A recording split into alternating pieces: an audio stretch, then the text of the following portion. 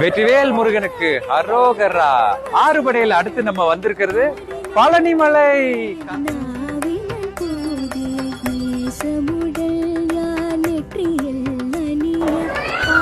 ஆறுபடை வீடுகள்ல ரொம்ப ரொம்ப முக்கியமான ஒரு படை வீடா இருக்கிறது நம்ம பழனிமலை. ஏகப்பட்ட வீடியோஸ் உள்ள போய் எடுக்கணும், பழனிமலையை உங்களுக்கு ஃபுல்லா சுத்தி காட்டணும்னு நினைச்சேன். ஆனா மொபைல் போன்ஸ் நாட் அலவுட். நம்ம கவர்மெண்ட் வந்து ஒரு விஷயத்தை கொண்டு வராங்கன்னா நிச்சயமா நாம தான் அதை முதல்ல ஃபாலோ பண்ணணும்.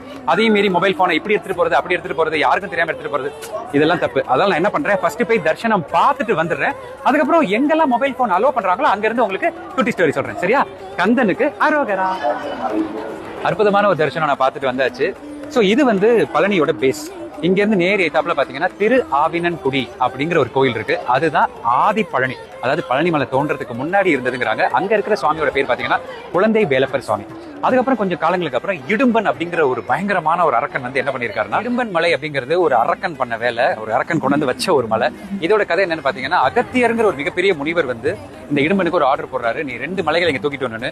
ஒரு மலையோட பேரு சக்திகிரி, இன்னொரு மலையோட பேரு சிவகிரி. இந்த 2 மலையும் கொண்டு வந்து இங்க வச்சுட்டு அப்புறம் தான் மேலோகத்துல ஒரு பஞ்சாயத்து வருது. ஒரு பழத்தை வந்து நாரதர் கொண்டு வந்து யார் இந்த பழத்துக்கு சொந்தம்னு சொல்லி சிவன் பார்வதி கேட்கும் போது, யார் முதல்ல உலகத்தை சுத்தி வராங்களோ அவங்களுக்கு தான் பழம் சொன்னோன்னே நம்ம பிள்ளையார் செம ஸ்மார்ட்டா என்ன பண்ணிடுறாரு, அம்மா அப்பா தான் என் உலகம் அப்படின்னு சொல்லி அழகா சுத்திட்டு வந்து அந்த பழத்தை வாங்கிறார். பட் முருகன் வந்து ரொம்ப சின்சியரா உலகத்தையே சுத்தி வந்து பார்த்தா அதுக்குள்ள பழத்தை கொடுத்துறாங்க. அப்போ டென்ஷன் ஆன முருகன் எங்க செட்டில் ஆகலாம் அப்படின்னு யோசிச்சும் போது நல்ல மூலிகை மனத்தோட இருந்த சிவகிரி மலையில வந்து செட்டில் ஆகுறாரு.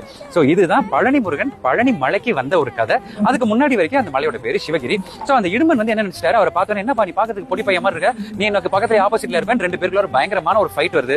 அந்த போர்ல இடும்பனை முருகன் கொல்றாரு. அப்ப வந்து அவரோட மனைவி இடும்பி வந்து, ஐயா என்னோட கணவர் வந்து தெரியாம பண்ணிட்டாரு, நீங்க அவருக்கு ஒரு மறுவாழ்வு கொடுக்கணும்னு அவருக்கு ஒரு மறு வாழ்க்கையே கொடுக்கிறாரு. அப்ப இடும்பன் திருப்பி எழுந்து வந்து இந்த மலையில, அதாவது இடும்பன் மலையில இடும்பனா இருக்காரு. இது போக இங்க போய் ஏறி பார்க்க முடியாதவர்கள் பழனி மலை ஏறிட்டு இருக்கும் போதே அந்த யானை பாதை வழியா போயிட்டு இருக்கும் போது பாத்தீங்கன்னா முதல்ல வந்து சர்ப்ப விநாயகர் வர்றார். இந்த சர்ப்ப விநாயகர் என்ன பண்ணிருக்காருன்னா, இடும்பனுக்கும் முருகனுக்கும் ஃபைட் வரும்போது முருகனை காப்பாத்துறதுன்னா அண்ணன் தானே வருவாரு எப்பவுமே தம்பியை காப்பாத்துறதுக்கு, அதனால சர்ப்ப விநாயகர் அங்க இருந்து காப்பாத்திருக்காரு. சோ பழனி முருகன் கோயிலோட ஒரு முறை என்னன்னு பாத்தீங்கன்னா, முதல்ல விநாயகர் பாதம்னு ஒண்ணு கீழே இருக்கு, அங்க பூஜை நடக்கும். அதுக்கப்புறம் இடும்பனுக்கு பூஜை நடக்கும்.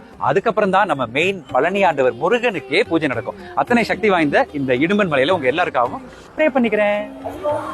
வயசானவங்க பெரியவங்க ஏன் நம்மள மாதிரி ஆட்களே கூட சர்றுபுருன்னு போயிட்டு வரதுக்காக சூப்பரான ஒரு ரோப் கார் வசதி. அது மட்டும் இல்லாம பெரிய சைஸ் பெஞ்சுகளும் இருக்கு. ஒரு விஞ்சில பாத்தீங்கன்னா 36 பேர் போலாம், ஒரு விஞ்சில பாத்தீங்கன்னா 72 பேர் போற அளவுக்கு சூப்பரான வசதிகள் இருக்கு. சோ கேமரா மேல கொண்டு போக முடியாதால நான் இதுலதான் வந்தேன், பட் வீடியோ எடுக்க முடியல.